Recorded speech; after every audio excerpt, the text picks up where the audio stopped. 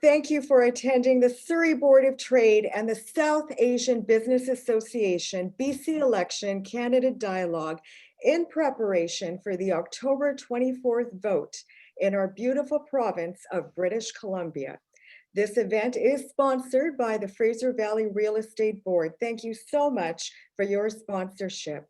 My name is Anita Huberman. I'm CEO of the Surrey Board of Trade, and I am your moderator for this session. Just a note to the audience that this event is being live streamed locally and internationally, and it is being recorded. Thank you so much to FYI Media and Sanja TV for live streaming this event, and a special thank you to Mr. CJ Sidhu for your support. The Surrey Board of Trade acknowledges that we are on the unceded territory of our Coast Salish people, specifically the Kwantlen, Katzie, Semiahmoo, and Tawasin First Nations. The Surrey Board of Trade is Surrey's city building business organization. We are the top 10 largest boards of trades, chambers of commerce in Canada. There's 450 of us in our nation. And we are making Surrey an opportunity city by instigating change at the different levels of government, by being a concierge of connections, creating global business connections through our Surrey International Trade Center, and providing education, cost-saving, time-saving benefits to our 6,000 member contacts. We have the only rapid response business center in our nation that is supporting businesses through this pandemic and through these uncertain economic times. Check out our website at businessinsurrey.com. And I wanted to let the audience know that both the Surrey Board of Trade and the South Asian Business Association believe that voting is a privilege. Voting connects citizens with their political process. It helps choose our leaders, those who share our views or those who may inspire us.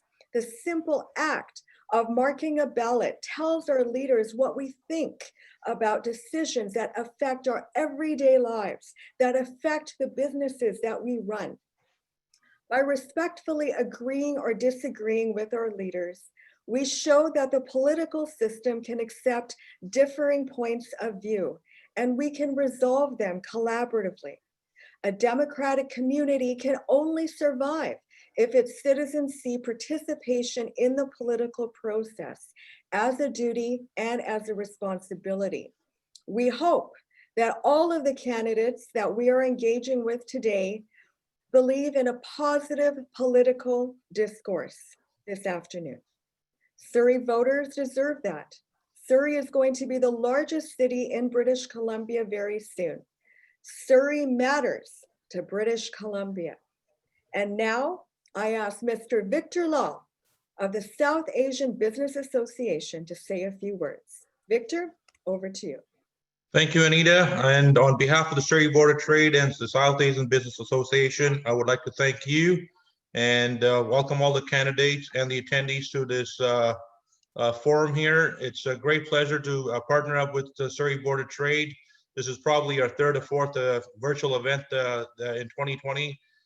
So yes, like Anita said, this is a growing city of Surrey here.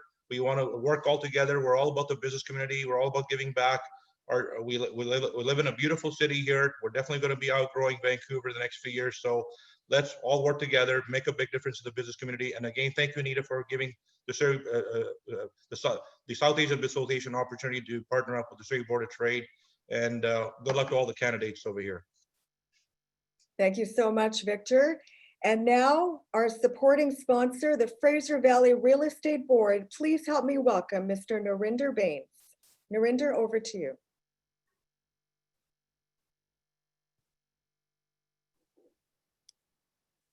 While we're waiting for Narinder to come on, I just wanted to say that the Fraser Valley Real Estate Board, the real estate development construction sector is thriving in our city. And the Fraser Valley Real Estate Board has been an ongoing sponsor of all of these all-candidate debates through the years. And I've been with the Surrey Board of Trade for over 27 years. So thank you again to the Fraser Valley Real Estate Board. Do we have Narinder on the I'm call. on here. Go ahead, please. Anita, thank you so much. Hello, everyone. This is Narinder Bains. I'm a realtor and a member of the Phaser Real Estate Board. I'm here with my fellow realtor, Shaq Ismail, on the other side. Phaser Real Estate Board represents approximately about 3,700 realtors in 7 communities south of the Fraser River, including Abbotsford, Mission, Langley City, and Langley Township, North Delta, Surrey, White Rock. And we are a member of the communities, and we work closely with people on some of the most significant decisions of their lives. We have been supporting these types of meetings since 2001 because we feel it's important to know who we are voting for in the election and what they stand for. After all, the people we have elected to be our representatives will make decisions on our behalf on our future. We hope the political party of forming the next provincial government will support policy that encourage economic vitality, provide more housing opportunities, and respect environment. We appreciate Surrey Board of Trade, Chamber of Commerce Board of Trade for making it possible for us to hear from candidates. We look forward to meeting you in a dialogue. Thank you so much. Thank you so much. And now the process. To all the candidates, thank you so much for being here and letting everyone know what your perspectives are on different issues that matter to Surrey, British Columbia. Number one, each riding in Surrey is going to receive a different question. Number two, the order of who responds will rotate through the candidates, beginning with the Greens, Liberals, and then the NDP. Questions, number three, are going to be positioned in themes for the most part. No candidate has been given the questions in advance. Number four, candidates, if you haven't already, please mute your line. When your riding and party are called, please quickly unmute your line to speak. We have until 6:30 p.m. with you this evening. Number five, each candidate will have 1 minute only to answer the question. Your timing will actually begin after you say your name, your party, and your riding. Our timekeeper, Jazrub Gosal, number six, will let you know when your time is up, and he will automatically mute your line at the 1 minute mark, even if you have not finished speaking. Number seven, we will conclude the program with each candidate providing 1 minute of closing remarks on anything you may want to say. And the final thing I wanted to indicate is, again, thank you to all of you for running in this BC election. It takes great courage to run for political office. You care about Surrey, you care about British Columbia, and in essence, you also care about our beautiful nation. As we continue to restart our economy and recover from the pandemic, we need to be looking forward to ensure that we have a strong economic future. Our local and our international audience are watching you today. We look forward to hearing your perspectives. Again, thank you, and let's begin. So, from Surrey Green Timbers, your question is going to be your perspective on, or your party's perspective on election integrity, ethics and integrity in decision making. Dilraj Atwal from the Liberal Party, you're first. Hi, thank you, Nida. Thank you very much for the introduction and thanks for setting this up. My name is Dilraj Atwal. I'm your MLA candidate from Surrey Green Timber, BC Liberal Party. And yeah, so these elections are very uncalled for. We are going through a pandemic right now. We're going through a second wave of Corona right now. People are getting sick. People want to be home. They want to be safe. But we are rushed into an election. We're being pushed into an election. Everyone has to participate now just because the NDP government wants to be in power again. It's a misuse of power. It's a wrong timing for elections. The kids are getting sick at school. People are concerned about their health. The economy is not doing well. Rather than looking after people's health, we're looking into an election which is happening a year before when it was supposed to be. Uh, all the parties were in favor of not having election except for NDP. just for their own power grab politics, they got this election going on. We are totally against this policy because people are going through a hardship time, a rough time, a tough time, and they are thrown into an election. There's so much money being spent on the election. There's going to be a lot of cost. This money could have been used towards people and their benefit during this time. But no. Time. Rachna Singh, NDP, same question, election integrity. Thank you so much, Anita. Thank you for this opportunity. Rachna Singh, candidate, BC NDP candidate for Surrey Green Timbers. As you have mentioned, Anita, that voting is a privilege, and I really want to remind everyone that that's what it is. And we have the full faith in the integrity of the election process, election BC, and especially during this election, we are giving all the residents of Surrey and all over BC the opportunity, more opportunity to vote. It is the democratic process. We want every citizen, every voter to be full participant. And one thing that I really believe in, this is a voting privilege, especially South Asian Business Association is also joining us today. This is a privilege that was not given to us on platter. We had to fight for it. But we have 7 days, keeping in mind the pandemic, 7 days for advance voting. We have the mail-in ballot option and also the actual date to vote. And full faith in the elections BC process and the integrity of the election process. So for the Surrey-Wally candidates, your topic is what is your party's perspective on homelessness and poverty reduction in Surrey? We'll begin with Shaukat Khan from the Liberal Party. Thank you very much, Anita. My name is Shaukat Khan, and I am BC Liberal candidate from Surrey-Wally. As you must have seen that we have announced BC Liberal Senior Plan for homelessness. And again, Surrey-Wally is one of the areas where homelessness has increased, unfortunately. So again, quickly connecting on unprecedented elections, those homeless people needed the help that they wanted, and we should have been able to give them the support that is needed. But election was called without taking their needs into account for. But yeah, new senior home tax credit has been announced up to $7,000. I think it's going to bring a lot of relief. And we should be all not focusing on what we are going to do, but we should be focusing on bringing the immediate relief to the people in need. There is also $1 billion that has been allocated and has been announced to improve the long-term care homes. So 1 bedroom unit would be constructed for all those seniors who need that attention. And yes, absolutely. Bruce Ralston. Hi, Bruce Ralston. I'm the BC NDP candidate for Surrey-Wally. Well, sometimes people unfairly pick on Wally, and I know that, for example, Sharan Sethi, who's a major developer in our community, has a major project to remake our image. I think it's very important, and we've made a lot of progress. But under the BC Liberals from 2014 to 2017, homelessness in Surrey went up by 50%. We came to power in 2017, and many of you will remember the Wally Strip, a tent city where crime, drug dealing, and a number of other social problems gathered. It was there for years and years and years. The Liberals did nothing. We partnered with the city of Surrey and moved all of those people into modular housing, largely in Surrey-Wally. So yes, there are challenges, and we have a very determined program building 110,000 units over the next 10 years. We have 25,000 either built or underway, and we are tackling that problem.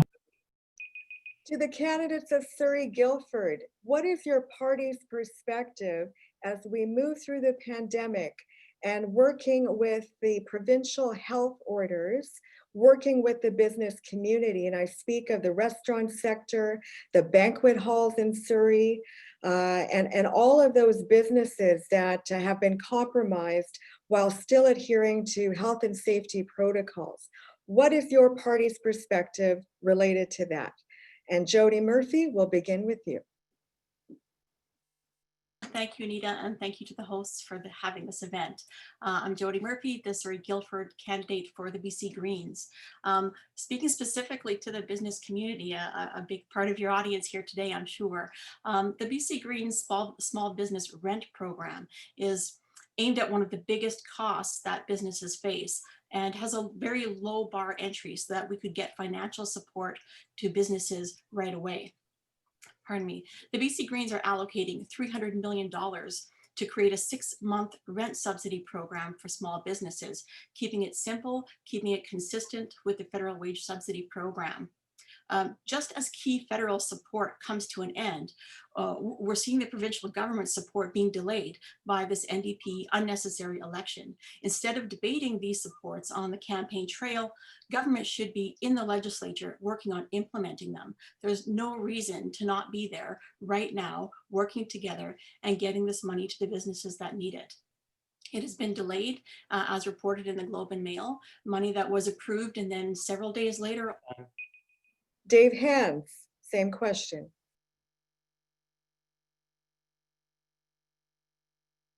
Dave Hands. This is Dave Hands, Surrey Guildford riding. Let's talk about banquet halls first. And I think it's an unfair decision. It's not a well thought decision. I seriously believe the banquet halls were targeted. As hotels are still open, this doesn't make any sense. Schools are open. Why NDP was targeting banquet halls, it does not make any sense. And as far as the service industry is concerned, we are talking about restaurants and stuff. We have already said that we will eliminate PST for a year, and that will help the service industry big time. It will not only put money in people's pocket, it will also help small businesses. This is a real plan. It's not a promise like NDP is doing on everything and then they don't deliver. This is a real plan, real money that's going to go into people's pocket, and it will jumpstart the economy. It will boost the economy. That's why you need Liberals in power more than ever. Thank you. Gary Begg. Thank you, Anita, and thank you to your organization and the other organizations for allowing us this opportunity to speak on these important issues. I think it's important, first of all, to understand that COVID-19 is a pandemic, the purview of which falls completely within the provincial health officer. And she, thankfully, is making her decisions based upon scientific evidence. When COVID-19 first struck in this province, we provided more than $700 million in tax relief by cutting property tax bills by 25% for businesses. It's an average of $5,600 a year for every business in this province. We used rebates through BC Hydro for businesses that had to close. We allowed restaurants to purchase alcohol at wholesale prices, and we advocated with the federal government for improvements to federal supports like 75% wage subsidy and loan programs. Two things are important. We were guided by the medical evidence in our decision, and we made our plans accordingly. It's important to know that. To the candidates of Surrey Fleetwood, what is your party's perspective on affordable housing? And more specifically, as the Fraser Valley Real Estate Board wants to know, how will you work on fast-tracking development processes, increasing housing supply in Surrey? Dean McGee, we'll begin with you.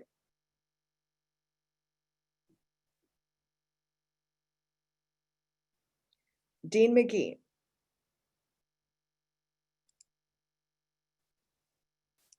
So on the topic of affordable housing, we know that people are moving to Surrey, and they're moving to Surrey because they cannot afford the city of Vancouver and even some of the closer suburbs. So we need to keep building in Surrey, but when we build out in Surrey, we need to keep having the services. We need to keep building schools, community centers, fire halls. Everything needs to keep going with the development. So we'll keep going, add more houses, and also to have more zoning, excuse me, dog here, to zone houses so that we have more multifamily and density along the transit. So we'll have the transit along now Fraser Highway, and we can densify. Gary Thind. Hello, Anita. Thank you to you and to the panelists, and good evening, all the candidates. My name is Gary Thind. I'm the BC Liberal candidate from Surrey Fleetwood riding. As a realtor, I understand that the housing is all based on the supply and demand. So we need to bring as many as possible, whether it's single family houses or multi-family houses into the market. Because if we have enough supply, there will be, the prices will come down eventually. The second thing is that Liberal government, they announced a PST rebate for 1 year and then 3% in second year. That will bring the construction down for a regular home size by 19,500 on an average for a single family house. That will bring the cost down on the construction of the houses, whereas it will become affordable for the buyers as well. At the same time, it will attract more builders throughout the nation to come into BC and invest here. So I think that PST rebate will be a big push for the housing affordability. Jagrup Brar.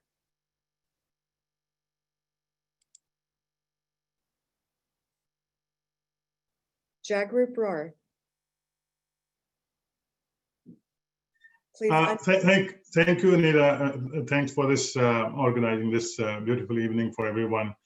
I just want to begin by saying the BC Liberals turned a blind eye to dirty money in the province of British Columbia, and that caused huge problem when it comes to housing affordability to the people of British Columbia. But I'm very pleased to say that I'm part of John Horgan NDP government that has actually passed a legislation, what we call the poverty reduction plan, and part of that is building affordable homes. And we have dedicated $7 billion to build affordable homes throughout the province, and we're working closely with the local government to start that project as quickly as possible. And we have been very successful, close to I think of over 20,000 affordable homes have been already either under construction or have been already completed. So this is an area where 16 years the Liberals have completely ignored, but we are moving forward to make sure that the people of British Columbia have a place. To the candidates of Surrey Cloverdale, what is your party's perspective on the Surrey police transition? Rebecca Smith, we will begin with you. Thank you, Anita. It's important that we talk about this. Everyone deserves to be safe in their city, and everyone deserves to have a reliable policing force to depend on. While this is a municipal responsibility, I will fall back on the tenets of the BC Green Party's political platform. We believe in participatory democracy. We believe in transparency. We believe in sustainable and sustainable and scientific evidence-based decision-making. Based on that, I will speak as a citizen and a taxpayer in Surrey that this has not been happening in Surrey at all. The decision was made by a mayor that did not have an overwhelming majority of the population supporting him. Although he did get elected, he doesn't have the majority of the population behind him. He has not been transparent in the financial and Marvin Hunt. Thank you, Anita. I'm Marvin Hunt. I'm running with the BC Liberals in Surrey Cloverdale. And the police transition, as described by the NDP leader, is a hornet's nest in Surrey, because there was not a process instituted when the first request came from the Surrey Council to the provincial government. The provincial government has responsibility for police services through the entire province, and they did not set up a process by which Surrey could make this. And so as a result, by not setting up a process for this change, we have people not being informed. We don't know what's happening with the taxes. We don't know what's happening with infrastructure. We don't know all the various implications of what this is going to do to other police forces within the Lower Mainland, as well as our relationships with them. So that is why the BC Liberals are going to put a hold on the process so that the information can get out, there can be openness, transparency, leading to a referendum where the people can get their voice expressed. Mike Starchuk.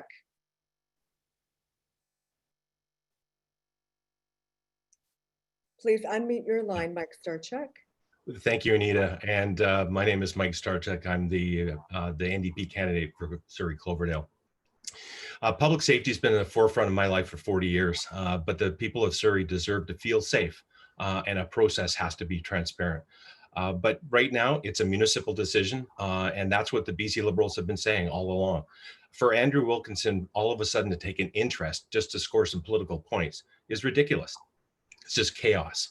You know, Marvin Hunt knows it's not a provincial decision, and that's why he's been silent up until now. And now Andrew Wilkinson wants to have a non-binding referendum and have the city pay for it. I mean, I don't know how you can trust anything Andrew Wilkinson says about the Surrey Police. There's a Surrey Police Board in place to ensure the process is transparent.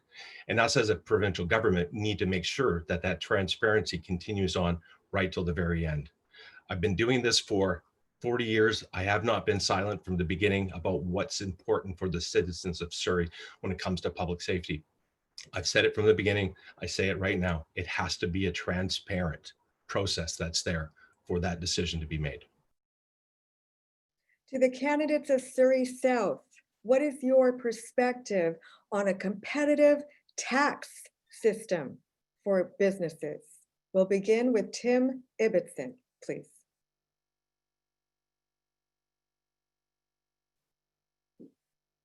Tim Ibbotson. Hi there, Tim Ibbotson, BC Greens, Surrey South. Competitive tax system for small businesses. I'm sorry, I can't speak on this. We don't have something, and I would have to go first, so I'll pass. Okay, thank you very much. Stephanie Cadieux. Thank you, Anita. Stephanie Cadieux, Surrey South for the BC Liberals. Before I get into the competitive tax piece, which I am happy to speak on, I will just do need to clarify for the record. The city of Surrey would not pay for the referendum. That would be paid for by the provincial government. That was a lie. If we don't have to talk as it goes for taxes. Sorry, please let her speak. Thank you. As for taxes, we believe that a competitive tax system is absolutely essential. Businesses are struggling. That's why we've announced a 2% or a reduction in 2% of the small business tax by 2%, and additional supports for small businesses, including the relief of the PST for a year, plus partial relief in the second year. This is an opportunity to help businesses get back on their feet and help the economy move forward. If we're not competitive, business can't survive, and with their loss of those businesses goes the loss of jobs, and we can't afford that in British Columbia. Thank you. Pauline Greaves. Please unmute your line. Pauline Greaves for the NDP in Surrey South. The issue here with the tax cuts is that with Andrew Wilkinson promising tax cuts for those who need them the least, what John Organ is focusing on is on people who need help the most, which is why he's put in place tremendous amount of support for individuals and for businesses to be able to get on their feet, with creating jobs and rebuilding BC through the new Recovery Investment Fund. It allows for additional amount of money to go in and to support business. It also allows for small business to be able to benefit from some of those cuts and from some of those tax credits that have been given. And so it is absolutely crucial that we work on a system of tax that is going to benefit everyone, not just some people. To the candidates of Surrey White Rock, if you were in power during the pandemic, if your party was in power, how would you have handled the pandemic and economic recovery? Pixie Hobby, you're first. Thank you. My name is Pixie Hobby, and I am the Green Party candidate for Surrey White Rock. If I were in power during the pandemic, I am sure that we would, if we had had a green government, we would have not had all the kerfuffle and confusion over the CERB and all the other initiatives that were circulating at the time. We would have had a guaranteed livable income. It would have been easy to administer. Everybody would have been receiving benefits quickly and efficiently. And the payback, if there wasn't one required, would happen at tax time. We would have rejoiced in the fact that the reduction in air pollution caused by the lack of burning fossil fuels through motor vehicles and airplanes gave us a beautiful, clear view, fresh air. Trevor Halford. Thank you, Trevor Halford, Surrey White Rock. A couple things. Number one, I'd be taking the advice of Dr. Bonnie Henry. And I think British Columbians are very proud of the work that Dr. Henry has done. And I'll point out it was a BC Liberal government that brought in Dr. Henry, and a BC Liberal government would continue to take the advice of Dr. Henry. The second thing I'd say, and it's something I've heard from numerous people in Surrey White Rock, is that I wouldn't be focused on an election. I would be focused on how we're meeting the needs of our constituents, either small businesses, family, or education. And right now, there are a lot of scared business owners, employees, parents. I'm one of them. I've got 3 kids, and I think all of them are watching right now. And it is very unnerving time. And to be honest, we should be focusing on how we're protecting the jobs of British Columbians, not how we're protecting the jobs of British Columbian political leaders. And I think that's at the foremost of our minds right now, and keep moving forward. Bryn Smith, you're next. Hi, my name is Bryn Smith. I'm your NDP candidate for Surrey White Rock. My party has actually had the benefit of being in charge while the pandemic has been going on. And I think that it's fair to say the recovery has been world-class. The fact is we've had a consistently lower number of cases than other major provinces throughout the country. We've successfully avoided a second wave. We have listened to Dr. Bonnie Henry, and that's why we've been implementing the measures to protect small businesses and people that we have. But for me, I think what it comes down to is there's been a lot of talk of economic recovery, and there's been a lot of talk about how a PST rebate is going to help with that. But the fact is that blowing a $10 billion hole in the budget is not going to do it. The fact is that we have to make sure that our economy is stable. And the way we do that is through stimulating the economy on the demand side of the curve, not just on the supply side. So that means making sure that consumers are confident that they're not going to get COVID when they go out. That means making sure that people are confident that they have the spending power in order to spend on small businesses. So for me, I'm very proud of the economic recovery. To the candidates of Surrey Panorama, what is your party's perspective on healthcare needs in Surrey? Gulzar Chima, we'll begin with you. Hello, thank you so much for giving this opportunity. This is a topic very close to my heart. I'm a practicing physician. I understand the implications of major health difficulties Surrey is facing. Surrey is the only city in this province which has not got the proper share of the funding. Fraser Health is not getting the adequate funding to provide all the services we need. We are close to 650,000 people. And we need a new hospital. We announced the hospital today. We need more mental health services. We need more home care.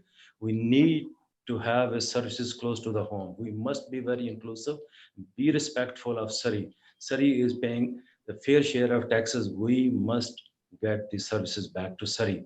That's why today we made the major announcement for the hospital that will be built as soon as we form the government. Hospital is going to be made in Cloverdale. This is the something so important for Surrey. People have used this political football for a long time, and today, for the first time, our leader came and he made the commitment. We were all there. We are going to make it. You make a note of this, and we. Jenny Sims.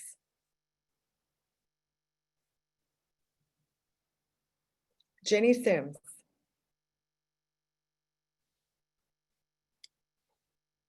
Thank you, Anita, and thank you to the Surrey Board of Trade and SABA for giving us this opportunity. I'm very excited about our plans for healthcare and what we have delivered. Whereas the Liberals for 16 long years neglected Surrey and kept announcing a hospital over and over again. They even went to the piece of land where the hospital was going to be built, and then magically they sold the land before they left. So we have done a concept plan. We have hired the architect, so the business plan is well on its way. We have the land, it's government land in Cloverdale, and come the new year, it will go to procurement and then the building will start. There are those who will try to mislead, but if you go to the Fraser Health bid, BC bid, you will see all the work that has been done on this. This hospital is going to be built, but not only that, after 16 years of neglect, we could not wait for the hospital. We've done 2 urgent care centers. We've done a nurse practitioner center. We've got the Roshni Clinic, and we have invested major money into making sure. To the candidates of Surrey Newton, what is your party's perspective on transportation needs in Surrey? Paul Boparai, we'll begin with you. Hello, thank you, Anita. My name is Paul Boparai. I'm running for Surrey Newton for the Liberal Party. Can you hear me? Yes. Okay, just wanted to make sure. Actually, that's a good case about, well, first of all, thank you for South Asian Business Association and also to the Real Estate Board. I work closely with them, actually I'm in the finance business, so I know Narinder and Victor as well. And I was actually had the privilege of being a member of the chamber before you switched over. So before that, we just, like Dr. Chima just said, we just had the announcement of the new hospital, and I was on 96th in King George. And I think it took me about an hour to get to my office on 152 and Highway 10 because there was an accident. So I'm glad that we were putting money forward for transportation and building infrastructure because we definitely need it.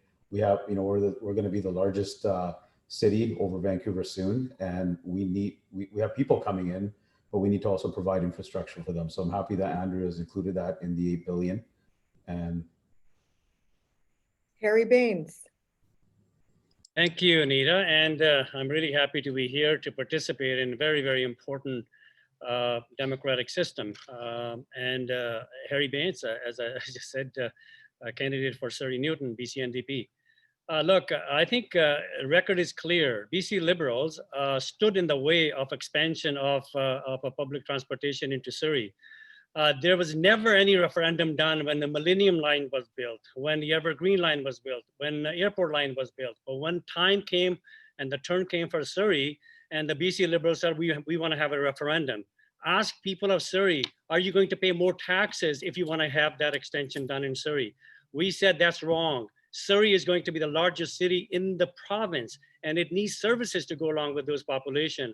So what we did when we formed government, we said not only 1/3 that the provincial government used to pay for public transportation, we will pay 40%.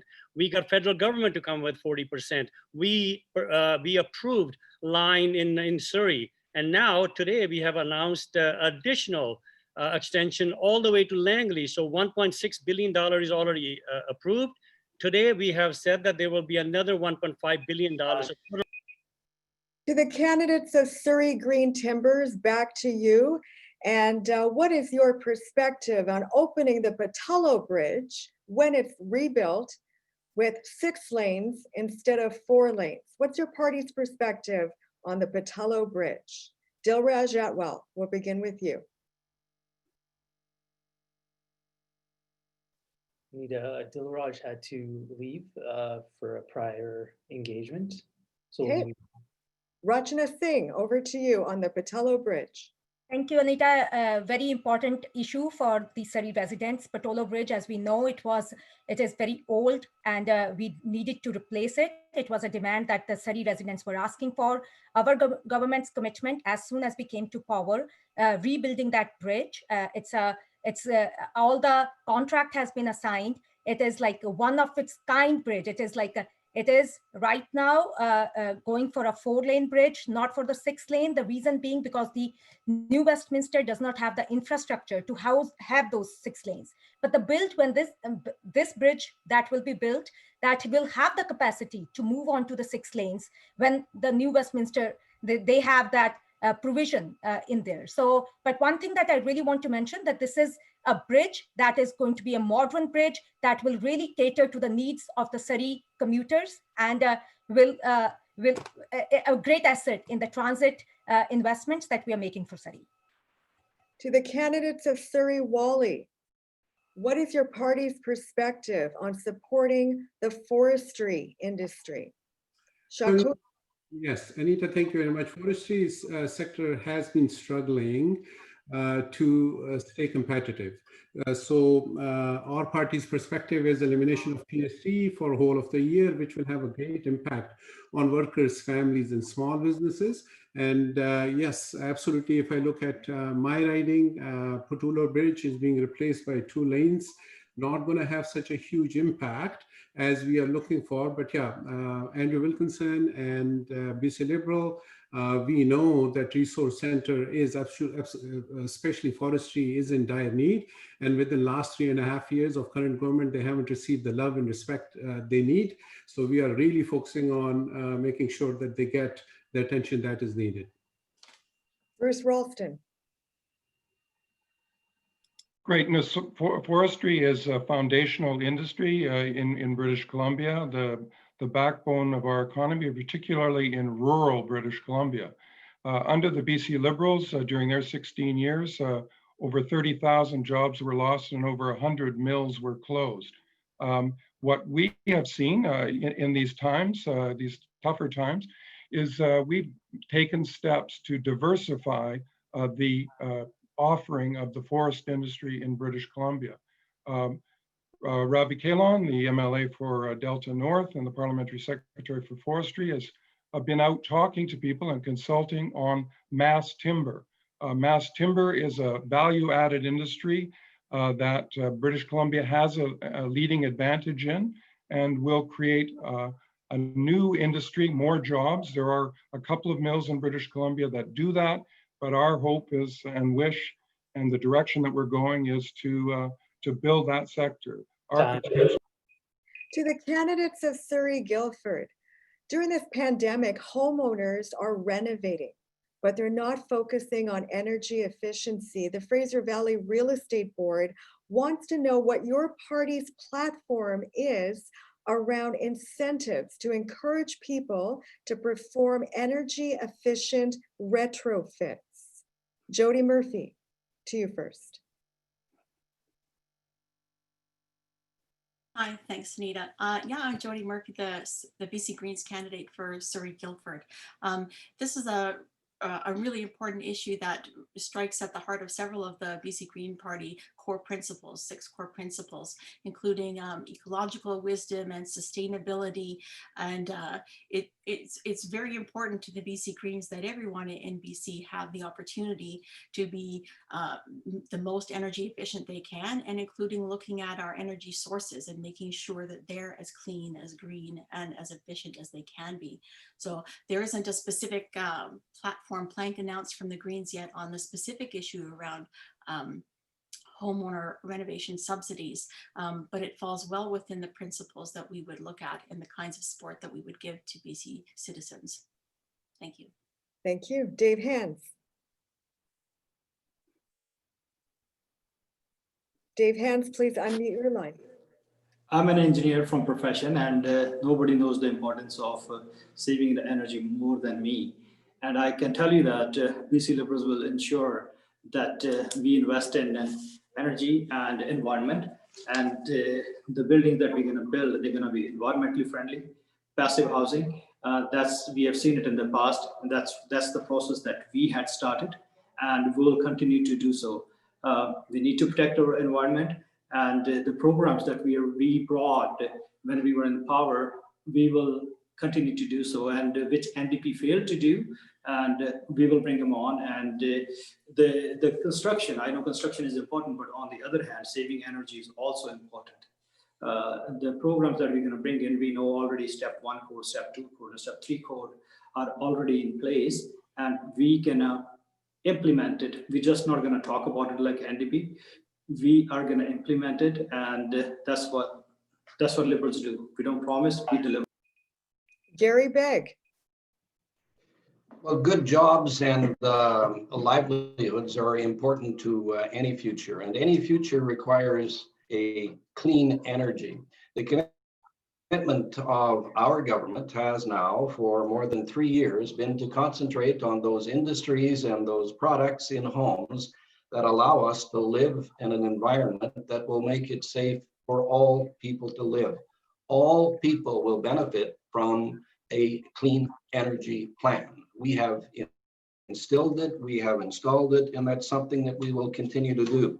A clean energy and a good economy are inextricably linked.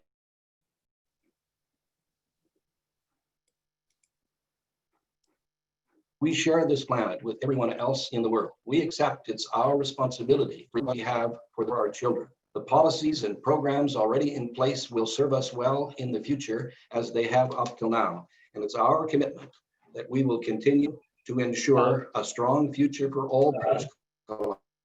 To the candidates of Surrey Fleetwood, is it going to be a Massey tunnel, or is it going to be a Massey bridge? Is it going to happen when the election is going to be over?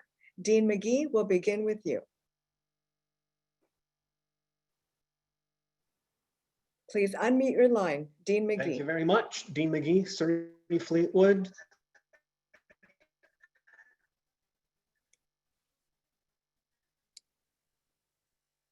Can you hear me? We can hear you now. Okay, Dean McGee, Surrey Fleetwood, BC Green Party.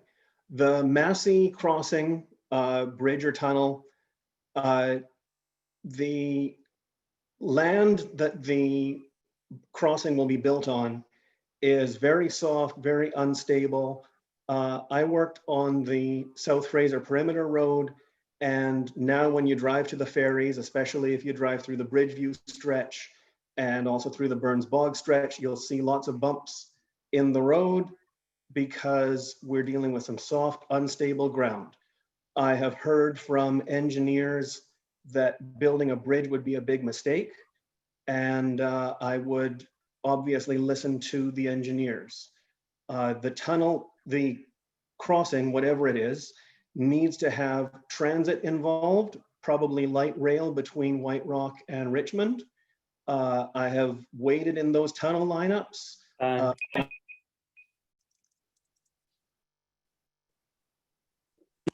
Jack, sorry, Gary Thind. Anita, I'm an engineer by profession, and I trust in engineers. And I think the study was completed almost at the verge. We spent millions of dollars under the previous BC Liberal government to do the study, and it was pretty much certain that the bridge can be constructed on to Massey Tunnel. That bridge will be constructed. We will replace it with a 10-lane bridge. We don't have to go do all those engineering studies again, because quite a bit of that work was completed before. We just have to start from there onwards. And I can assure everyone that if the BC government, BC Liberal government comes in power, then we will be building a 10-lane bridge on top of Massey Tunnel. And as I said earlier, I fully trust in the engineering designs that we have available today in the most advanced country that we live in. Jagrup Brar.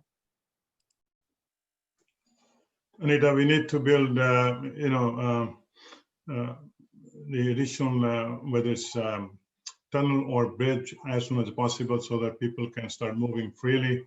That's very important. But the previous BC Liberal government proposed a 10-lane bridge that was a tolled bridge. And that's why the federal government refused to be part of that process, and there was no funding by the federal government. So we are working with the federal government and also with the local mayor, whether it's Surrey, Richmond, and Delta. So we are going to finalize the plan by the end of this year, and it will be a toll-free crossing. There will be no tolls for this crossing, whether it's a bridge or a tunnel. And also the federal government has already committed to be part of that process because there are no tolls. So we are going to build this thing, but it's surprising that in the middle of election and you will. To the candidates of Surrey Cloverdale, what is your party's perspective on education investments in Surrey and south of the Fraser for K-12, for SFU, and for KPU? Rebecca Smith, we'll begin with you. Thank you, Anita. I'm Rebecca Smith for the Green Party in Surrey Cloverdale. Education is a core platform for the BC Greens. We believe that everyone needs to have a sustainable education and be able to move forward with their lives. We totally believe that there has not been enough attention paid to the education sector. We're disappointed in the fact that while the BC NDP promised to eliminate the portables over the course of their term, they have not. There in fact are more portables now than there were when they started. For 16 years prior to the NDP government, the BC Liberals were consistently underfunding education and leaving us in the dark with over 7,000 people in portables in Surrey alone. The BC Greens commit to funding education, providing early childhood education and continuing education for those to move forward in sustainable education, sustainable economic positions, and building a future economy. We need to do this. Marvin Hunt. Thank you, Anita. Marvin Hunt, running for the BC Liberals in Surrey Cloverdale. We are totally committed to the education of our children and our grandchildren because they ultimately are the future of British Columbia. But the challenge is that Surrey keeps growing, and that's the exciting and great part about it, because the NDP have discovered that it's more of a challenge than they thought. You'll remember they promised to get rid of all the portables in 4 years, half the portables in 2 years. In fact, what's happened is portables have increased by 95, which is 34% more than when they took power. But what we have to do is we have to focus on the building. And yes, absolutely, we will continue the program of building, but we also have to continue the process of developing the trades, developing the professions. We need more teacher seats. We need more medical doctors. We need to change the system of how we take foreign doctors as an example. So we need to be working with all of our universities, to be able to do that and to make sure. Mike Starchuk. Thank you, Anita. I've lived in Surrey almost all my entire life, and it's interesting that my son he went to the same school in an elementary school as I did, and over the 16 years I've seen what the Liberal cuts to schools have been, leaving classrooms run down and overcrowded. And when I take a look at the last 3 years of what the BC NDP have done, they've invested in 18 new or upgraded schools in Surrey. We are getting 8,900 students out of portables and helping that happen with all of these new spaces that are going on. And when I think about what you talked about, or the question that was there about post-secondary, when I take a look at SFU that's there in Surrey, what a great place when we talk about creating space for new doctors and new practitioners and new nurses to try to create something that's there, or even KPU that's going to be right across the street from that brand new hospital that's coming to Cloverdale and the community that will come with it. So the educational opportunities that are there now with the BC government and John Horgan's team is far greater than what happened in the previous 3 years that were there where there was only. To the candidates of Surrey South, what is your party's perspective on WorkSafe BC, the focal point really during this pandemic for health and safety protocols, and also PPE, perhaps? Tim Ibbotson, we'll start with you. Well, I'm a small business owner myself. I own a small construction company. And I think that WorkSafe has been a great leader on the work sites. I think our province keeping the construction open was very profound. And I think that the leadership that they've taken has been great throughout the COVID at the advising of Dr. Bonnie. Thank you. Stephanie Cadieux. Well, thank you. And every business owner has had the requirement to work with WCB or WorkSafe, and every injured worker has a relationship, certainly, with WorkSafe, and it's an essential part of our worker safety system. Absolutely. Through COVID, they've done, I think, a remarkable job of trying to help businesses get up to speed on how to operate safely in the new world, the go forward world. But certainly, when an organization has significant financial reserves, it's surprising that they weren't prepared to help small businesses purchase the necessary safety PPE that they needed. And a BC Liberal government would ensure that WCB or WorkSafe, go back to the old term. Pauline Greaves. Pauline Greaves. Thank you. In terms of WorkSafe BC, the safety of individuals and workers are clearly really important, and it will help very much so with their engagement and involvement in moving forward and ensuring that work environment continue to be a safe and healthy place for individuals to work. For business, small or large businesses, it's important, especially through this pandemic, in that it is able to acquire, because this is all new. What it has done is allow for them to see what worked and what hasn't, to create new standards that will end up improving new protocols, so that should we be faced with any situation like this in the future, they will be prepared and they can give information fairly quickly. It is important that they're aligned with public health so that they can move together and coordinate what is required for an effective work environment. To the candidates of Surrey White Rock, a pathway towards economic development recovery is international trade. We're a border city. What is your party's perspective on that? Pixie Hobby. While the BC Pixie Hobby, BC Greens, South Surrey White Rock. While the BC Greens don't have a specific policy plank on the topic of international trade, I can speak to this from the perspective of being a Green, and that whatever policy we might develop on this would be based on our principles of sustainability, respect for diversity, ecological wisdom, social justice, and nonviolence, and certainly would be in line in keeping with the federal Greens policy on international trade, which is to encourage such trade, but make sure that our policies reflect proper ecological behavior. Trevor Halford. Thank you, Trevor Halford, Surrey White Rock. I think for us is that we've got to be competitive, and we've got to be competitive in Canada and throughout the world. And one of the biggest ways to do that is through how we're looking at how we're doing different taxes.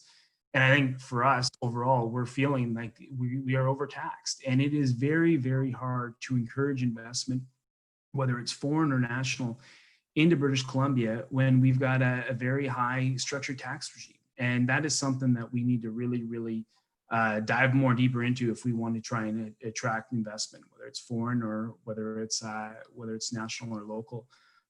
We also need to make sure too is that we are giving support. Specifically, I'll talk again about forestry.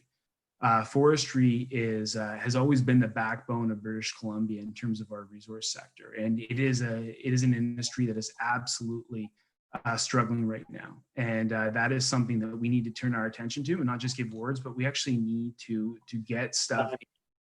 Bryn Smith, please. Hi, Bryn Smith, NDP candidate for Surrey White Rock. For us, it's not just a matter of a tax base. The tax system is what it is. We can obviously change or adjust it as need be.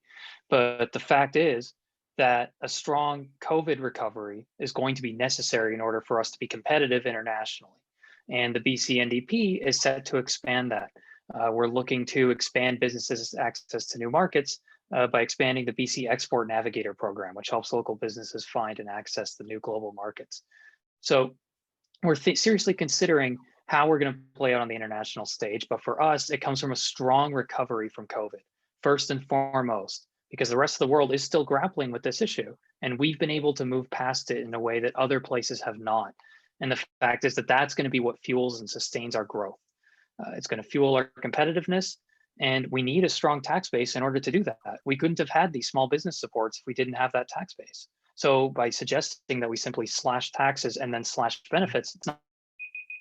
To the candidates of Surrey Panorama, Strata insurance is your topic. The Fraser Valley Real Estate Board wants to know, do you commit to mandatory training to Strata Council members, knowing the issues we're having right now with Strata insurance? Gulzar Chima, over to you first.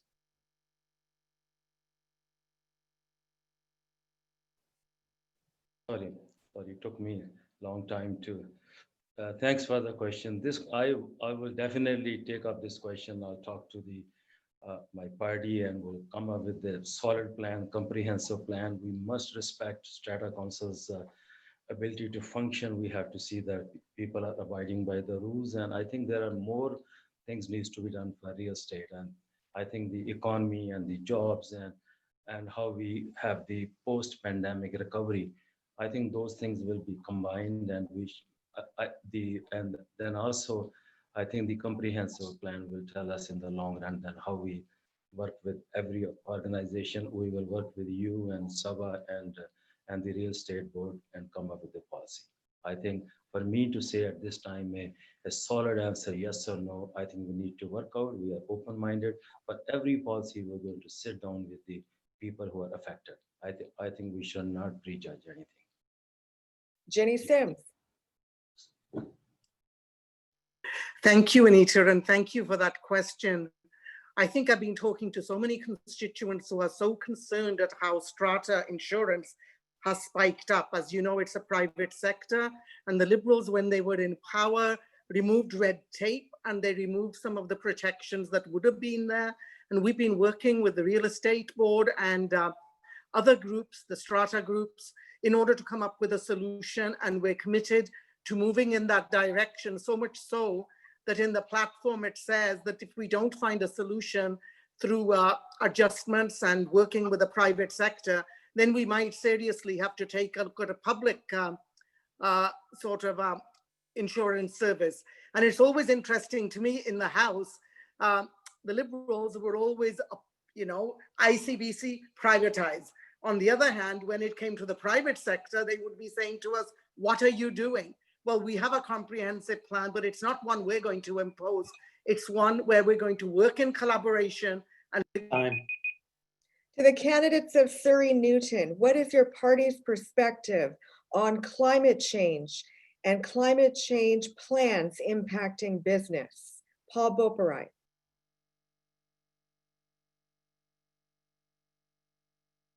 Please unmute your line. Anita, okay. So like I said, I'm new to this process, first time candidate for Surrey Newton. I'm obviously learning about the issues. I know one thing that hasn't helped with carbon and emissions is people sitting idle when there's no bridge or no expansion of the tunnel, and the NDP hasn't done anything about it for 3 years. Now they said that, they still had one more year to do something, but they decided to call this election during a pandemic, which is not helping anybody. Or I think obviously the pandemic itself has taken a lot of cars off the road and that. But I think they just keep increasing the carbon tax, but that was a few of the new taxes they introduced, is to keep increasing it. But what are they going to be doing with it? I think our party is committed to climate change and bringing in incentives for electric vehicles and like we were talking about with the housing, giving incentives. Time. Harry Baines. Thank you very much. I think it's one of the questions that is very, very important. I think not only for us, but I think coming generations. I think we need to leave our water, land, and air in a shape that our new coming generations will have a healthy lifestyle. So we have taken a real serious initiatives to deal with this issue. And we are committing to net zero emissions by 1950. We are investing heavily in electric vehicles, having more charging stations all across the province, and incentivize even the secondhand electric vehicles. So, and we also already are electrifying our industrial bases. So I think, we have a very comprehensive plan to deal with our environment, because not only that we must do it, but we owe to our children and their children. This is our future. We can't have fossil fuel based economy.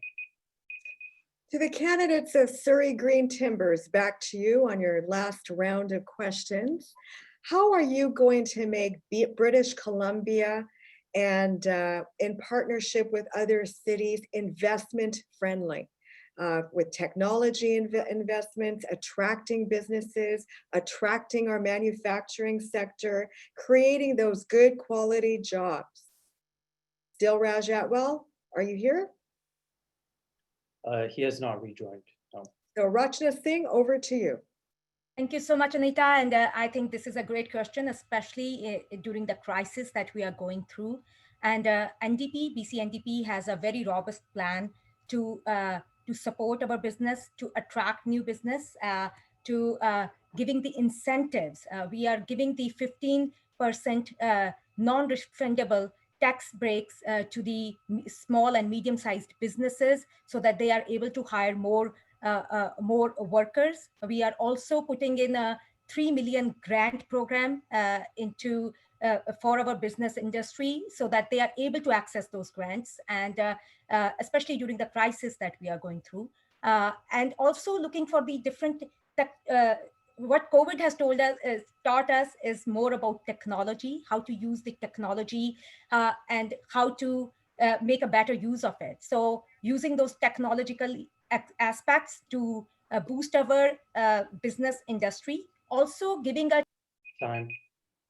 To the candidates of Surrey Wally, what is your party's perspective on ICBC and BC Hydro and impact to citizens and businesses? Shako Khan, we'll begin with you. Anita, thank you very much. Shaukat Khan for Surrey Wally.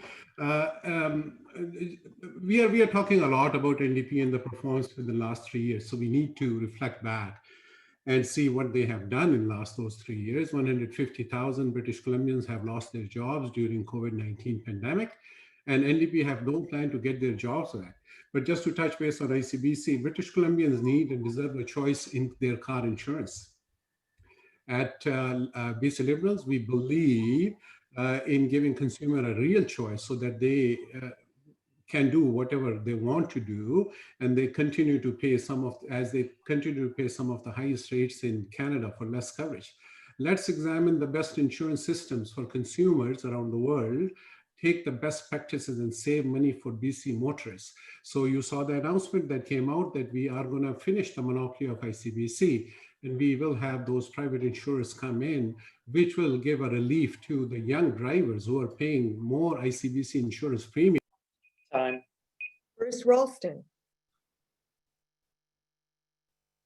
It's rather startling that the party that created the dumpster fire at ICBC is now proposing to invite private participants into the market. Everyone knows, and studies show, that rates will only go up if private insurance gets into the market. They pick off the top 25% of the drivers, the good risks, and leave the rest for the public sector, which will drive rates up for all of those people, the majority of people in British Columbia. So it's a wrong-headed plan. And in fact, the Liberals were in power for 16 years. They didn't privatize. They didn't invite the private sector into ICBC because it works. Although they destroyed it in the last couple of years by taking money from ICBC and putting it into the budget. BC Hydro, we're electrifying the economy. Rates have gone down for the first time in a long time last year. And BC Hydro is an important time. To the candidates of Surrey Guildford, how are you going to reduce red tape to help business if you come into power through the BC government? We'll begin with Jody Murphy. Hi, thanks again, Anita. Jody Murphy, the BC Greens candidate for Surrey Guildford. I remember speaking to this topic, the same topic in 2017. And as I mentioned on the earlier question, the BC Greens have policies and programs that are targeted at small business. Keeping businesses afloat, keeping people employed is just an integral part of keeping the economy going. And whether the Green Party does look at some transformative type things with the economy, but it's always about keeping people employed, keeping services going for everyone. I think it's really important to note that we're here in the election talking about different campaign promises. The NDP isn't actually promising anything that's so new or different that it was worth actually having an election for. Everything that they are talking about are things that could have been promised, could have just been done, could have worked together and implemented with the time remaining in their term before the next election. It's really an unnecessary waste of taxpayer money and time to be having this election right now. Time. Dave Hands, you're next. Hi, I'm a small business owner myself, and I do know what kind of problems we are facing. There are 8,000 businesses that are impacted in the last six months, and we need to make sure one of the main things that you do need right now is the PST cut, and this will help the small businesses, and this will help the jumpstart, and not only that, the service industry is banking on the service industry that we are in, the restaurants, or this is impacted by COVID big time. So the main thing that we need to focus on is to give them a hand. The PST is one of the major things that is going to help them. It's 7%. You're looking at a major setback during pandemic. A lot of restaurants are shutting down, services are shutting down, small businesses are shutting down. This is the time we don't. Time. Gary Begg. Thank you, Anita. This is a government that has been one of the most transparent and helpful to businesses during a difficult time. The best predictor of future performance is past performance. So I invite you all to look at the performance of this government when it comes to helping small businesses in every case. My own office, for example, here in Surrey Guildford is a good example of the degree to which we go to ensure that our citizens, including business owners, are afforded opportunities to ask questions and receive answers. The purpose of a community office such as mine is to be there for people when they need help. And every constituency office with the new Democratic government has been empowered to help people make decisions for themselves and for their businesses. Unlike the BC Liberals, who are concerned only with the top 2% and those at the very top, we work with people every day. Anita, you will know this well. We work. Time. To the candidates of Surrey Fleetwood, during the pandemic, the arts and culture industry, our creative economy, has been compromised. If you come into power, what will you do to support our arts and culture sector? Dean McGee, over to you. Thank you. Thank you. Dean McGee, Surrey Fleetwood. Try that again. Dean McGee, Surrey Fleetwood, BC Green Party. So the party doesn't have a specific policy about culture, but again, going back to the 6 basic principles, that social justice, respect for diversity, the best way to promote culture is to promote cultures and to have diversity, diverse cultures, to encourage people from all sorts of different cultures. And Surrey is probably the best example of that, of any city around, the kind of diversity that we have here. So the diversity and respect for diversity and social justice will help with the culture of Canada, BC, and Surrey. Gary Thin. Thank you, Anita. Good question. Gary Thin, Surrey Fleetwood candidate for BC Liberal Party. I think with this PST announcement that we are giving 7% off on first year and then 3% in second year, it's also going to help somehow the arts and cultural associations throughout BC. Because the 2% small business income tax, that is also implied to some of these sectors, and they are going to be helped big time with this PST rebate. Now, on top of that, I know it's under City of Surrey, but the Fusion Festival that we have in Surrey, it's a matter of pride for us. And BC Liberal government under our umbrella will try to do everything possible to promote the art and culture, because we are living in a multicultural environment. It's a mixed society here, and we respect all cultures and their traditions, and that's why I think every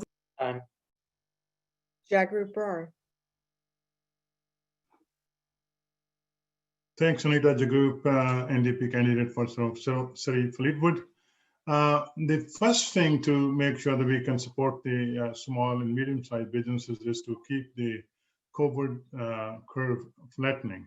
And I'm very proud to see that we have been able to keep BC one of the safest places on the earth, and that's very, very important.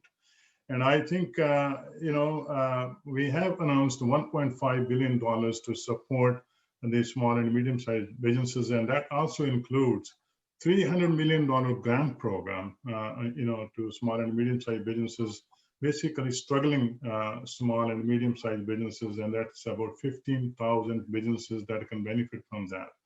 And I just want to say that the Liberal plan for PST is going to benefit only the top rich people. The more you have, more you can spend, more you can make out of it, but not the average person or small business people cannot get much out of that. So we have a plan that works very well. First of all, keep the BC's time. To the candidates of Surrey Cloverdale, one of the challenges during the pandemic has been around childcare and childcare investments in Surrey. If elected, what will you do around childcare investments in our city? Rebecca Smith. Thank you, Anita. Rebecca Smith, Surrey Cloverdale, Green Party candidate. The Greens are specifically committing to supporting young families, those with children that need help returning to work or even just staying at home. We are promising up to $500 a month for families with children under 3 and a stay-at-home parent.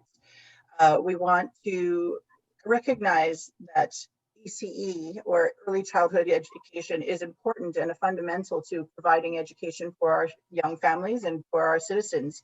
We would recommend and provide support for professional development of ECE workers, educators, and creating certified programs so that we actually have the staff we need to staff childcare facilities. We would look at the expansion of available physical spaces, prioritizing partnerships with public schools, community not-for-profits, and First Nations. We'd look at up to 25 hours of free ECE per week for 3- and 4-year-olds for families. Time. Marvin Hunt. Thank you, Anita. Marvin Hunt, Surrey, Cloverdale, BC Liberal candidate. Great question, Anita. From 2005 to 2017, the BC Liberals created 39,959 spaces. That's 3,330 spaces per year. I want you to notice that the NDP have promised universal $10 daycare, then it became an empty slogan. The only one is the federal pilot project that's happening. They promised 24,000 spaces. May 2020, they had only 3,490 spaces open, even though they technically had funded 16,000, which was only funding on paper. City of Vancouver, 0 spaces opened for $22 million that was spent. I'm sorry, the NDP's daycare has been a complete disaster. I'm proud of Stephanie Cadu, the work that she did with the BC Liberal government, that we created 3,000 spaces per year. We will get back to doing that. And Mike Starchuk. Thank you, Anita. Mike Starchuk, NDP candidate for Surrey Cloverdale. As a father and grandfather, I know the difference between affordable childcare can make. I mean, for too long, the families that have struggled for childcare costs for a very, very long time. My daughter is one of the benefactors of what the BC government has done with funding childcare spaces. The BC Liberals, they canceled a program that saved families money on childcare, and we know that they'll do it again. And we're calling for, the fee reduction. They call that as expensive. John Horgan and our BC NDP team will continue the creation of childcare spaces, the most in history. We know that we've had 2,500 spaces funded in Surrey, and we're going to keep on moving so that Surrey families don't have to choose between growing their families and growing their careers, because that's how we do a recovery that works for everyone in the city. To the candidates of Surrey South, the pathway towards economic recovery, another ingredient in the overall recipe, is providing opportunities for women, whether it's career or entrepreneurship, for newcomers, our very multicultural city, or Indigenous populations. What kind of support are you going to give to these groups if elected? Tim Ibbotson, please begin.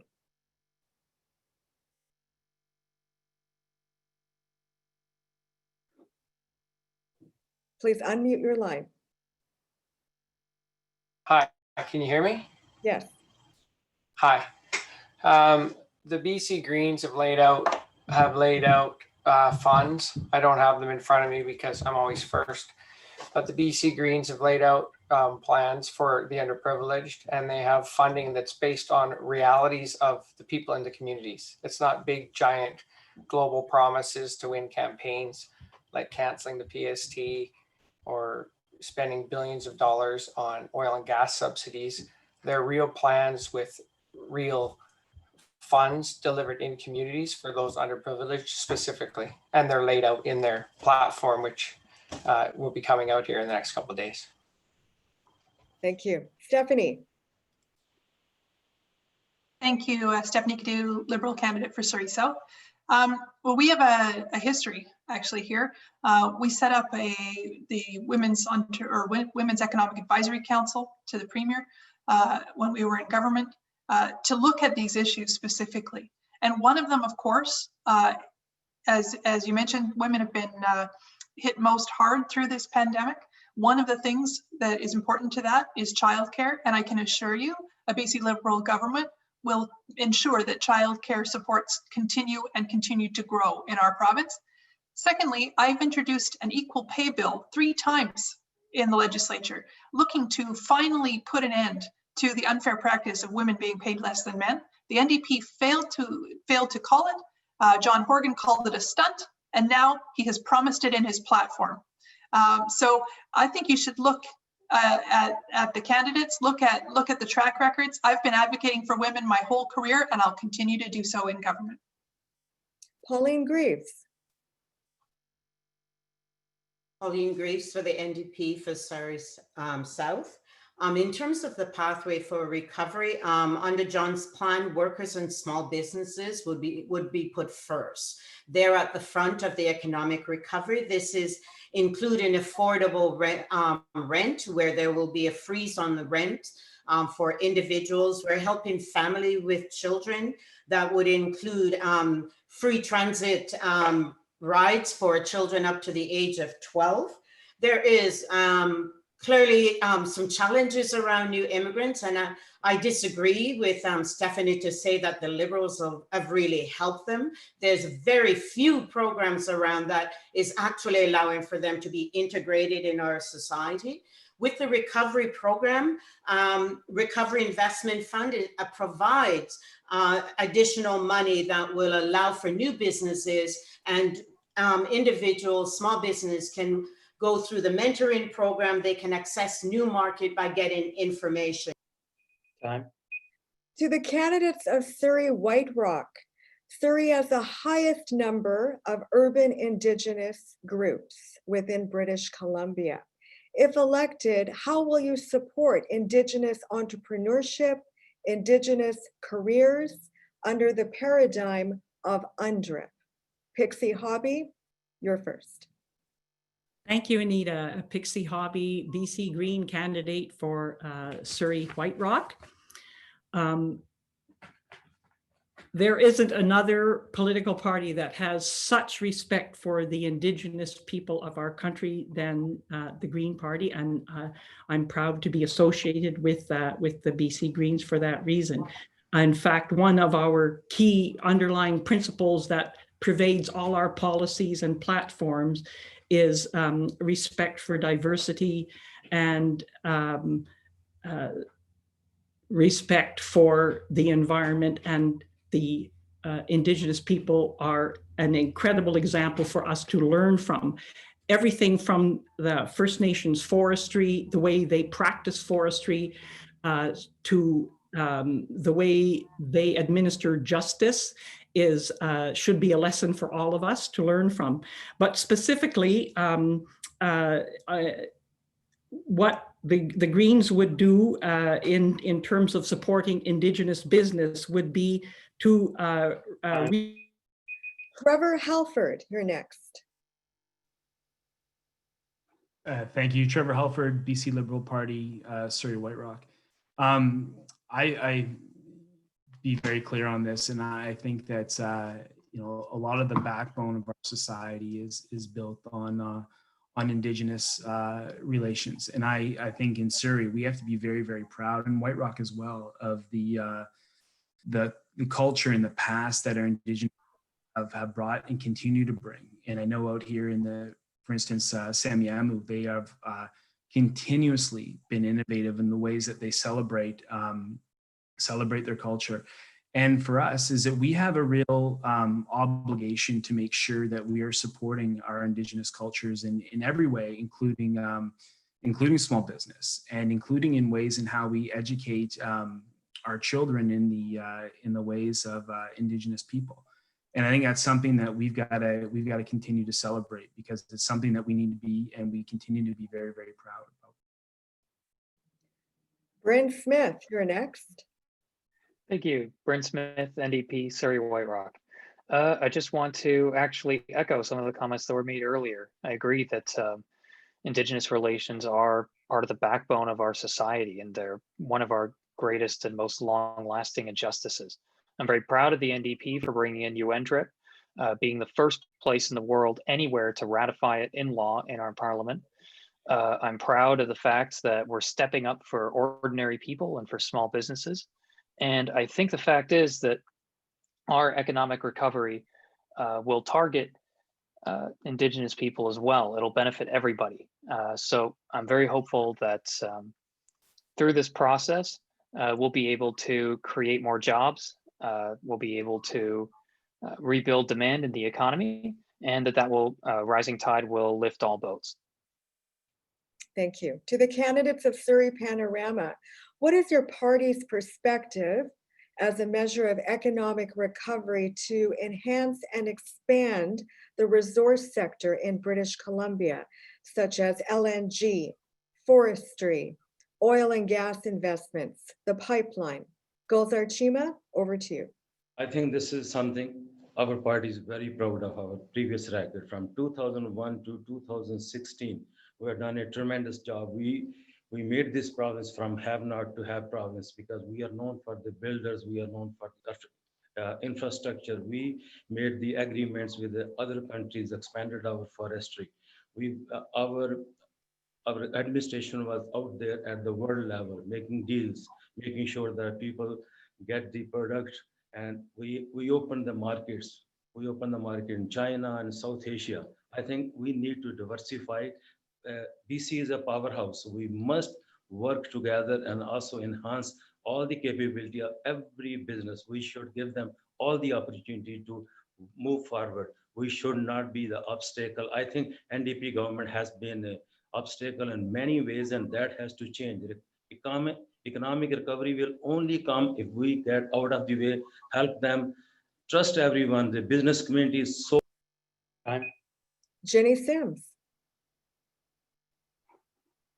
Thank you, Anita. And I'm very proud of our record when it comes to resource development and also when we're looking at moving forward into the technology sector, because I think that one of the fastest growing sectors right here is technology. And in our platform, you will see major incentives and promotions for that sector because we've got to grow that sector. I think we have the potential to be the second Silicon Valley. We've also taken our wood, and instead of logs going off on trucks to other countries, which the Liberals did, we're going to grow decent paying jobs here through manufacturing and using our woods differently. And I'm so proud of the fact that it was our government. What the Liberals could not deliver, we delivered. And that was a deal on when it came to LNG. And the work on that is well away. And we know that we have to invest in the business sector, help the business sector. And finally, to the candidates of Surrey Newton. Candidates, Newton has been left behind in terms of revitalization for a variety of reasons, whether it's transportation investments or the like. How will you work with the city of Surrey to revitalize Newton to make it a destination? Paul Boparai, you're first. Thank you, Anita. Actually, this is one of the main reasons why I'm decided to run for the Liberal Party in Surrey Newton. I've been a resident in Surrey Newton since 1990. And even since I've been in high school here, I haven't seen much improvement. I've seen Surrey Newton is actually kind of the starting point for a lot of our businesses in the community. You look at successful businesses that in our community that are massive. You look at Frutacana. Where did it start? It started in Newton. So now my focus is trying to help the next generation of business owners or entrepreneurs in our community. I think that's going to be my focus because that's what I've done. I've started my own business from ground up, brick by brick in the last 10 years. I will be fighting for resources to Surrey Newton. And I keep asking that question to the NDP, what have they done for us in the last 15 years? Nothing. Harry Baines, over to you. Thank you, Anita. And I think the example is very clear. How much Liberals, BC Liberals love Surrey and Newton is that they ignore it. And I think when you look at it, schools are being built in Newton right now because people or children were studying in portables, thanks to them that no $0 was given to for capital improvement between 2006 and 2010. No schools were being built. We're building schools. 8,900 school seats are being built right now. And when you look at the LRT, one of the first decisions of our government was to approve LRT to Newton. And working with the BIA, Newton BIA, Philip Aguirre, we're working hard and we are trying to turn Newton into an entertainment center. And we need to make sure that our neighborhoods are safe. We want to make sure that the people who are walking in their neighborhood parks or using public facility, they feel safe. Their children are safe. So candidates, now please offer your concluding remarks. You can say anything you want, You need to convince the voters. Remember, everyone, to the audience, voting day is October 24th. And let's begin with Surrey Green Timbers candidate, Rachna Singh. Thank you so much, Anita. It has been my privilege to represent the constituents of Surrey Green Timbers in the legislature.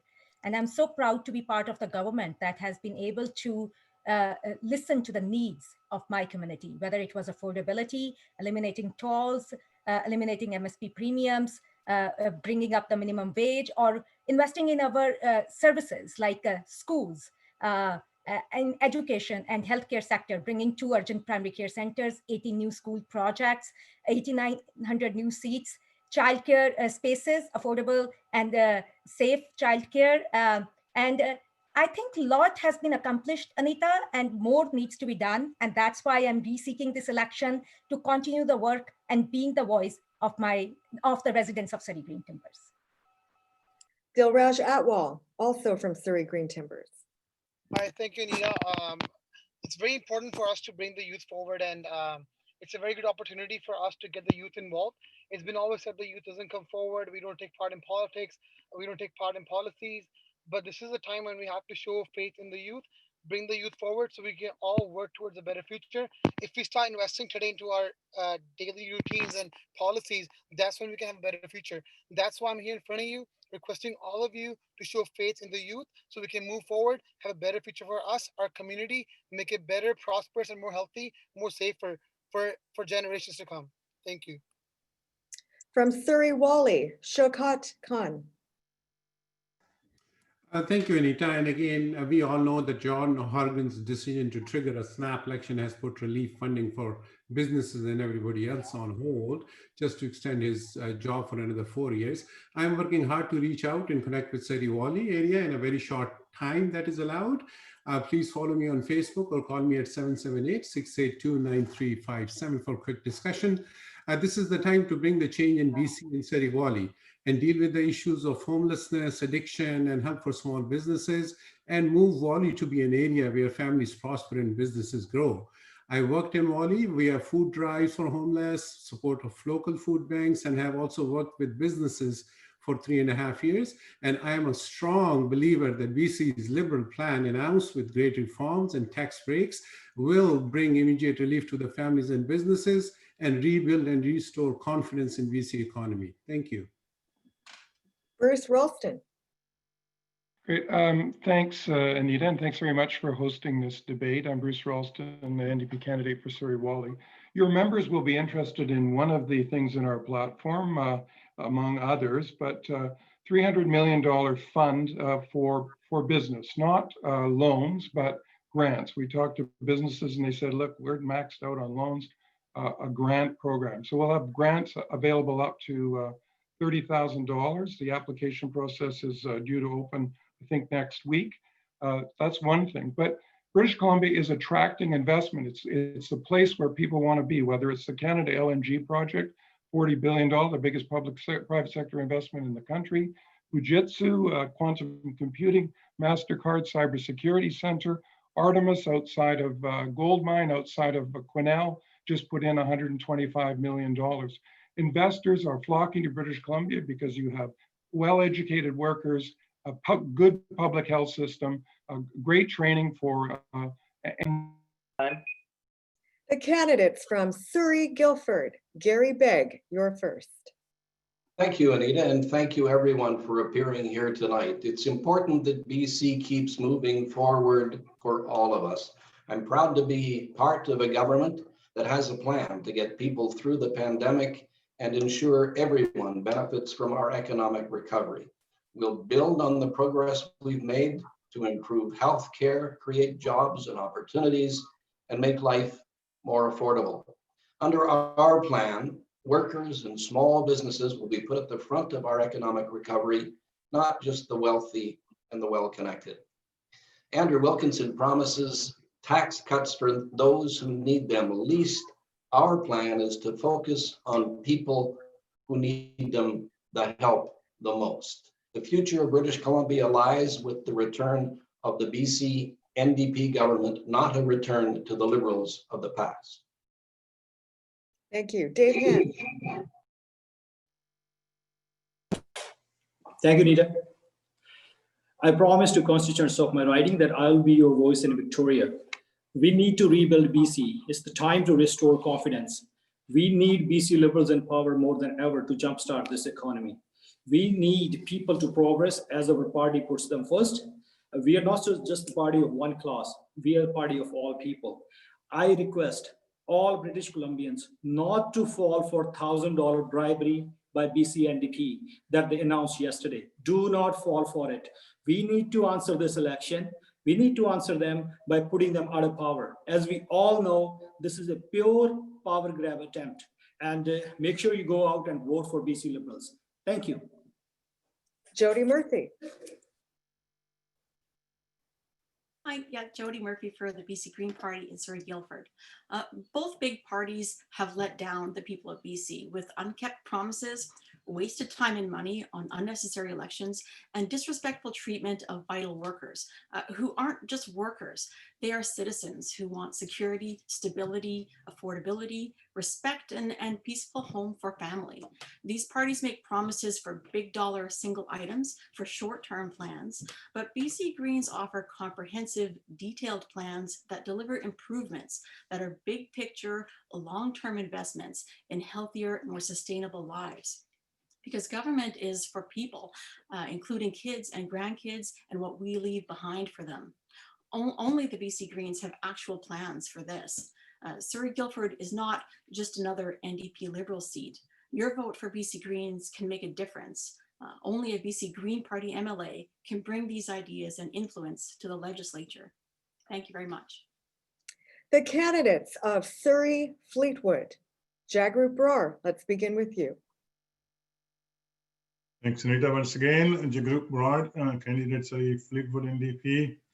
The choice in this election is very clear. Andrew Wilkinson has a plan that helps the wealthy and well-connected and makes everyone else to pay for it. And we can stick with John Horgan to continue keeping people safe and to keep the focus on the things that matter most to the people.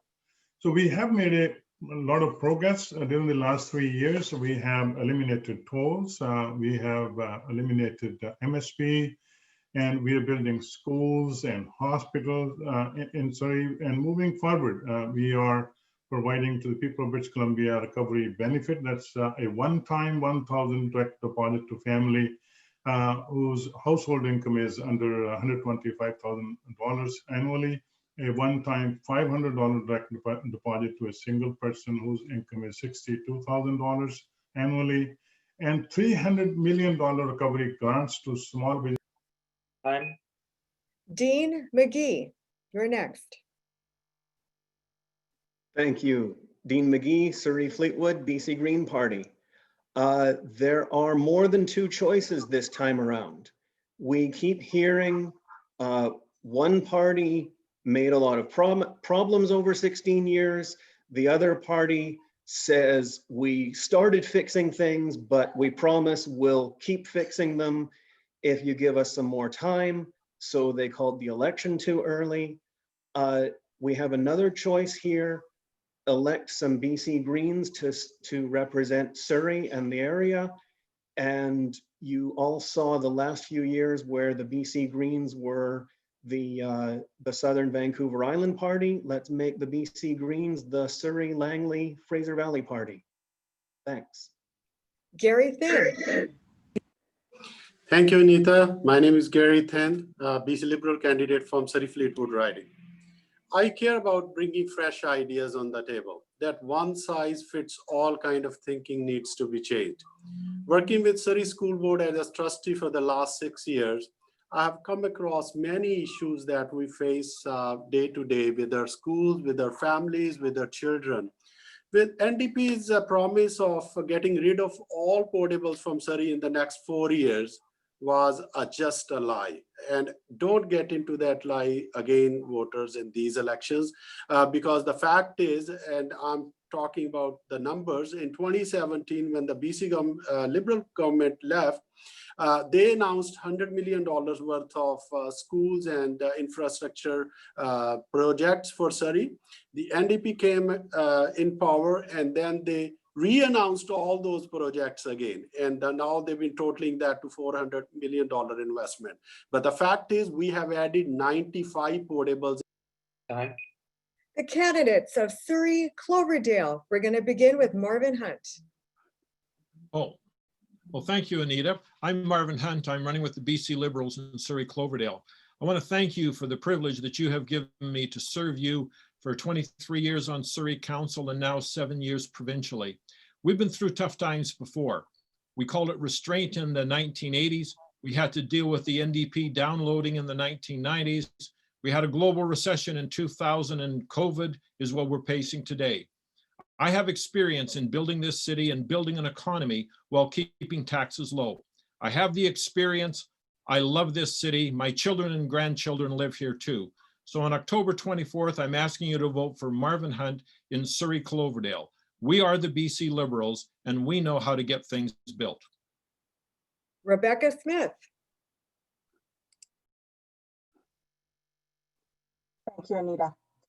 I'm Rebecca Smith. I'm the Green candidate for Surrey Cloverdale.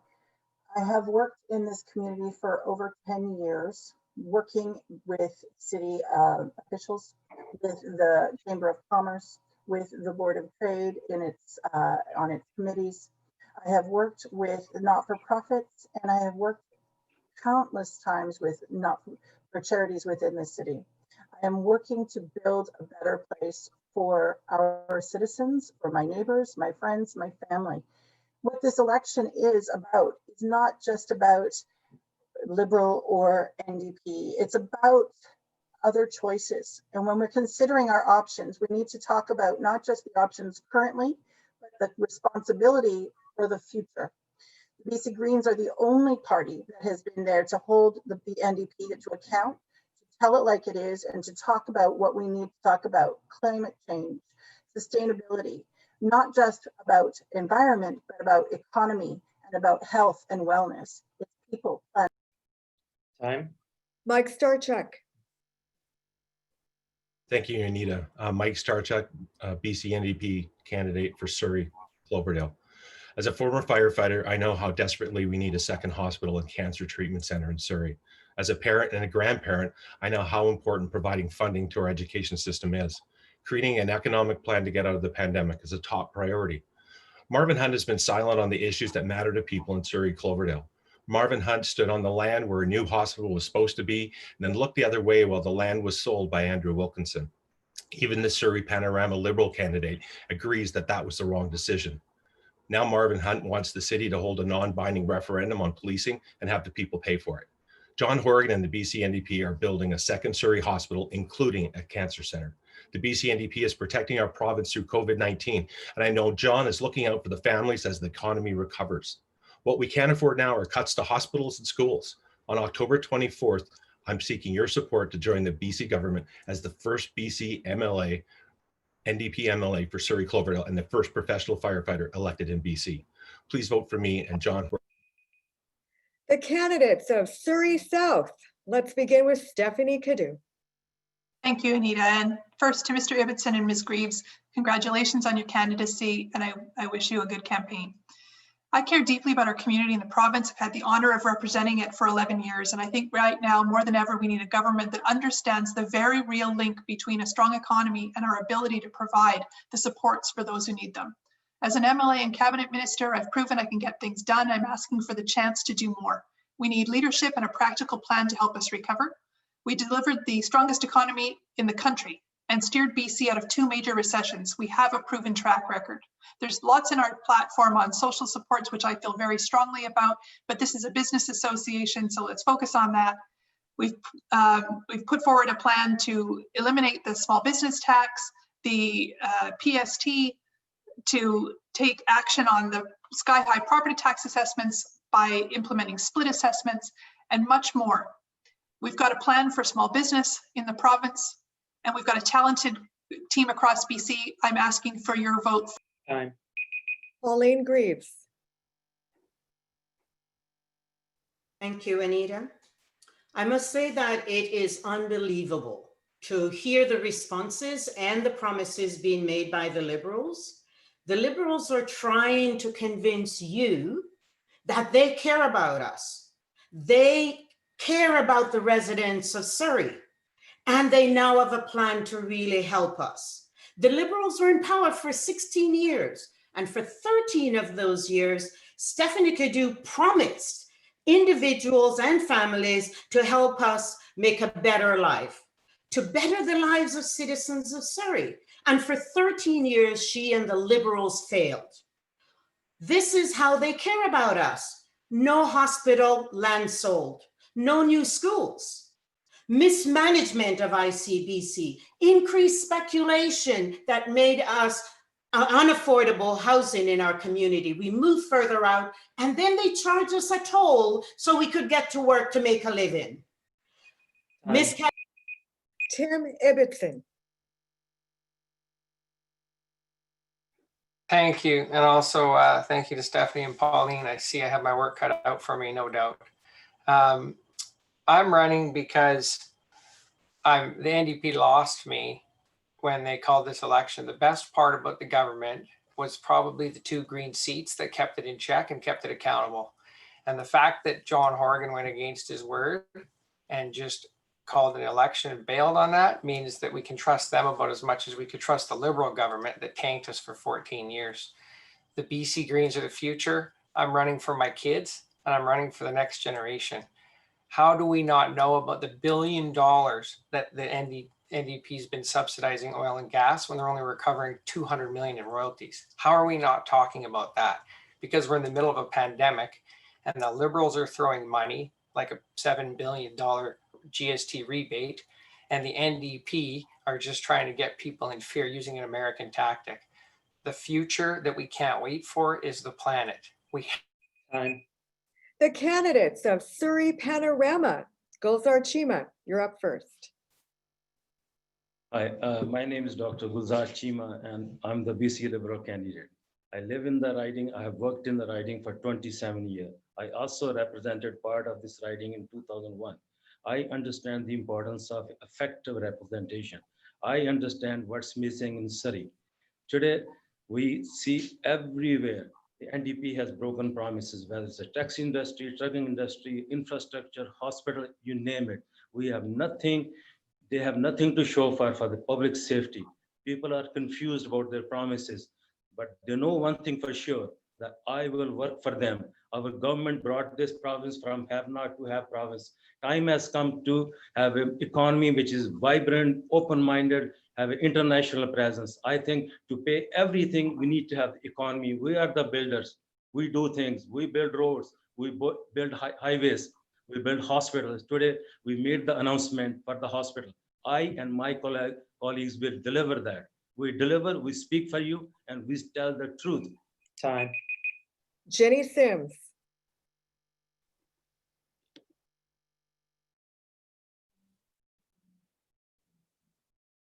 Jenny Sims.